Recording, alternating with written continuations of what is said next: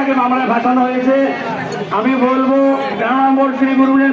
আপনারা জানেন যে মিথ্যা মামলা দেওয়া হয়েছে এবং আমি বলবো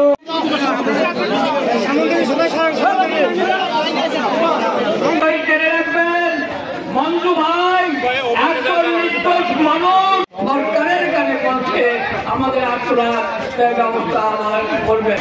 আজকে বাংলার জমিনের মধ্যে এই ফ্যাসিস্ট সরকার দীর্ঘ 16 এবং করতে সক্ষম হতে পেরেছি আমরা। এই মহাসম্মেলন থেকে এসএম রুহুল আমিন ভাইয়ের এই ফাঁসি এটা তো সত্য, এই সত্য মামলায় তাকে ফাঁসি তার চাই জনগণ। মাদুরার বাজারের কৃতি সন্তান জনাব আলহাজ আব্দুল গফফার সরকার, জনাব আলহাজ আব্দুল সত্য মামলায় তাকে যেন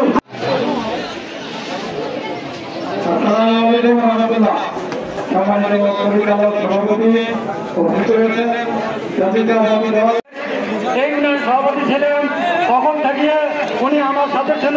উনি যে কাজ করেছে সে কাজের সফলতা আমরা পেয়েছি। ওনার পরিচয় দিয়ে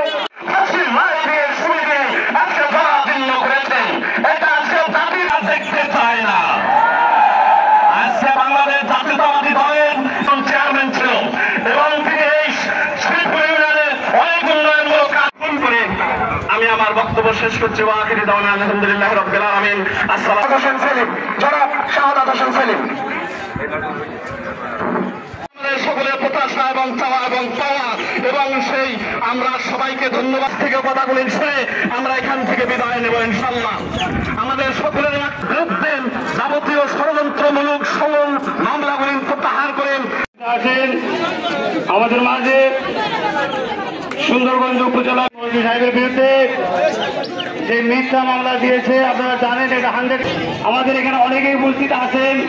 সেই সময়ে এই